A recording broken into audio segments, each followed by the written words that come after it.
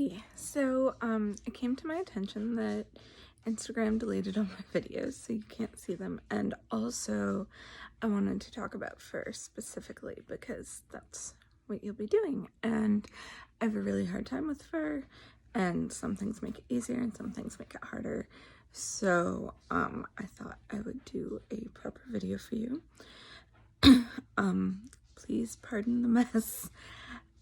And I hope I will be able to figure out how to add this intro to the video itself. Okay, bye, kind of.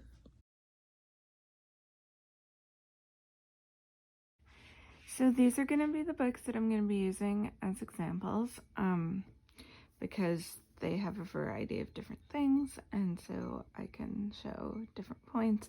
I did try to bookmark pages in a way that's meaningful to me, so hopefully I won't spend too long just flipping through pages. Okay, so this is Hannah Carlson's newest book, and she's my fave. And you may have seen this page on my Instagram, but I like, sorry, there's cat fur everywhere. I like these buns because there's like enough definition to get shading, but it's not like overwhelming or anything. So this I would consider a good example. And then, so this is what I usually do with fur, aka nothing. I just color it shaded, but that gives it a really smooth look. And obviously, so at first I thought this was a hamster, but on closer inspection I think it's a chinchilla, but whatever. Hamsters and chinchillas are not smooth, so it doesn't look quote unquote realistic, which, you know, depends on if you care about that or not. I made the choice for this page to not care about it because otherwise I never would have finished it. But then this is like maybe my favorite example of good texture fur because there's like so much going on, but not in an overwhelming way, just in like a this is how you make texture and fur way, which is really important to people like me who don't know how to make fur texture.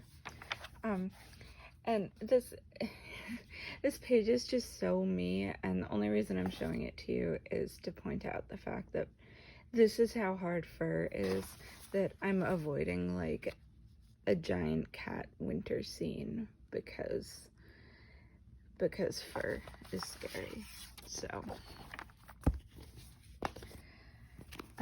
So over here we have fairy tales, also known as, I can't remember the name of this one.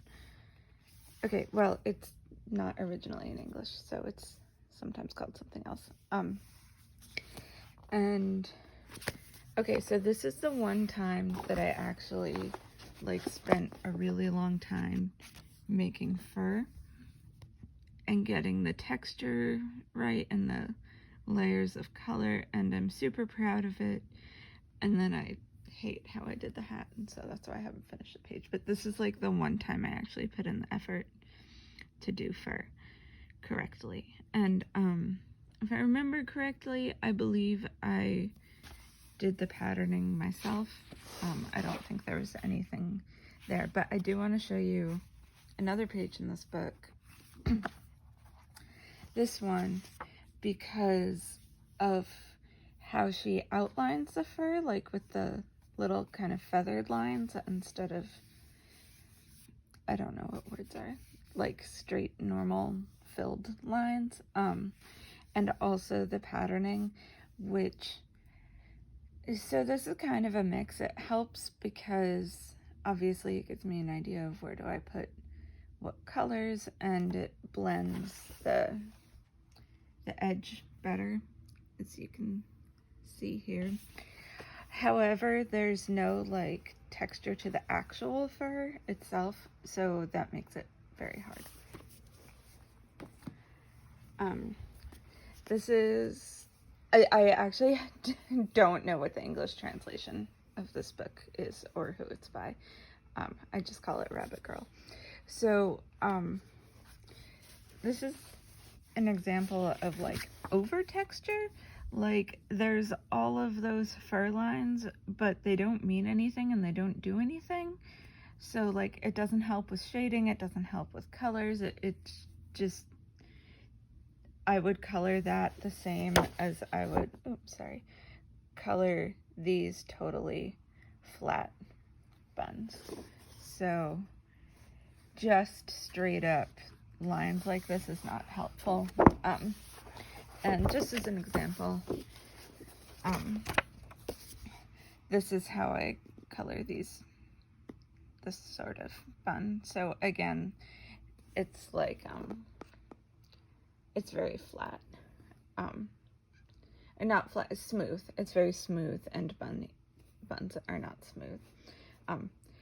Also, I did this one real quick for Pride one year, so that's why it's not fancier. Also, Walnut says hi. Walnut! Okay. So this is Pop Manga Mermaids by Camilla D'Errico, who's one of my favorites. I think I mentioned her yesterday. She has a new book coming out in September, and I'm so excited. So this time, I'm showing you this one that I finished because it's a really good mix of textures. Like for the fur, mane, whatever, hair, fur, you can kind of see like how where it's darker and at the edges she has more lines than in the middle, so you can kind of base your shading around that. And then the texture on the dragon, obviously this is not a coyote and coyotes aren't scaly, although they could be, and that would be awesome. But so again, like just enough drawn in texture that I know like how to shade and where to go from there. And I actually didn't bookmark a page that looks like that one but uncolored, which I should have done, so I can like show you how she does the fur hair more specifically. Here, you can look at Walnut while I try to find a good page. Yeah, so like this one, like it's darker and then it's lighter and there's more and less detail, and yeah, okay, you know what I'm talking about now. Oh goodness, I don't remember why. Oh yeah, so this is like a whole different type of option because it's not fur at all, obviously. But I do really love the look of like plants making up animals. There's a really cool fox that in an entirely different coloring book I don't have on my person. But yeah, so different kind of texture entirely, but thumbs up. Looks really cool. Oh my god, I didn't bookmark the one like that I colored. Here, yeah, so this one I did using like 3 blues or something, and it looks cool, and I was so sick of it by the end. This one has more colors. So, but then like Johanna Basford in general doesn't do textured fur, which means I end up doing it like, again, like flat and smooth, which is not what fur is supposed to be. And here you can see like all the different sorts of animals that I did poorly, basically. This guy is like closest to what you showed me of your concept art. So I don't know. I've had this book for a really long time, so some of these I colored like a very long time ago and would do differently now. It's A Million Dogs by Lulu Mayo. Her books are super cute.